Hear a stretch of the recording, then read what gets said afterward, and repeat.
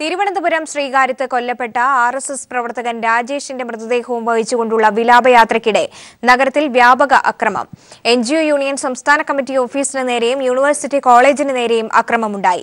കൊലപാതകവുമായി ബന്ധപ്പെട്ട് 11 പേരെ പോലീസ് കസ്റ്റഡിയിലെടുത്തു.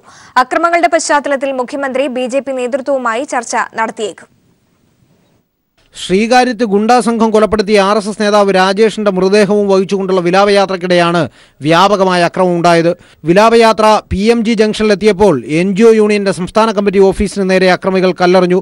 ഓഫീസിന് മുന്നിലുണ്ടായിരുന്ന CI2വിന്റെ കൊടിമരം നശിപ്പിച്ചു. തുടർന്ന് വിലാപയാത്രയിൽ പങ്കെടുത്തവർ ലക്ഷ്യം വെച്ചത് യൂണിവേഴ്സിറ്റി ഹോസ്റ്റലിന് നേരെയായിരുന്നു. ഹോസ്റ്റലിന് മുന്നിൽ നിന്ന് വിദ്യാർത്ഥികൾക്ക് നേരെ കല്ലെറിഞ്ഞ അക്രമികൾ ഹോസ്റ്റൽ കോമ്പൗണ്ടിനുള്ളിലേക്ക് മദ്യക്കുപ്പിയും ഇഷ്ടികയും വലിച്ചെറിഞ്ഞു. പോലീസ് പിന്തിരിപ്പിക്കാൻ ശ്രമിച്ചതോടെ യൂണിവേഴ്സിറ്റി കോളേജിന് നേരെയായ അക്രമം. ക്യാമ്പസിനുള്ളിൽ കടന്ന അക്രമി സംഘം വോളിബോൾ കളിക്കാനെത്തിയ വിദ്യാർത്ഥികളുടെ ബൈക്കുകൾ തല്ലി തകർത്തു. കോളേജിനുള്ളിലെ കൊടിമരം പിഴുതെടുക്കാൻ ശ്രമിച്ചത് SFIക്കാർ ചെറുത്തതോടെ RSSകാർ പിൻവാങ്ങി. എന്നാൽ കണ്ണേറ്റുമുക്കിലെ തൈക്കാട് CPMന്റെ ഓഫീസിന് മുന്നിലെ കൊടിമരം RSS പ്രവർത്തകർ തകർത്തു.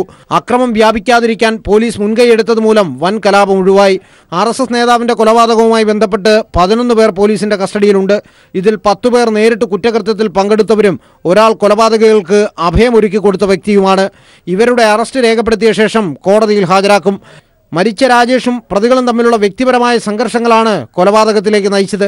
മെഡിക്കൽ കോളേജിൽ OP ടിക്കറ്റ് എടുക്കുന്നതിനിടെ ഉണ്ടായ തർക്കവും മരിച്ച രാജേഷും കുടുംബവും മണികണ്ഠനും സംഘത്തിനുമെതിരായി നൽകിയ പരാതിയുമാണ് കൊലപാതകത്തിലേക്ക് നയിച്ചതെന്നാണ് പോലീസ്. അക്രമം പടരാതിരിക്കാൻ നഗരത്തിൽ പോലീസ് പ്രഖ്യാപിച്ച നിരോധനാജ്ഞ അടുത്ത ബുധനാഴ്ച വരെ തുടരും. News bureau, Thiruvananthapuram.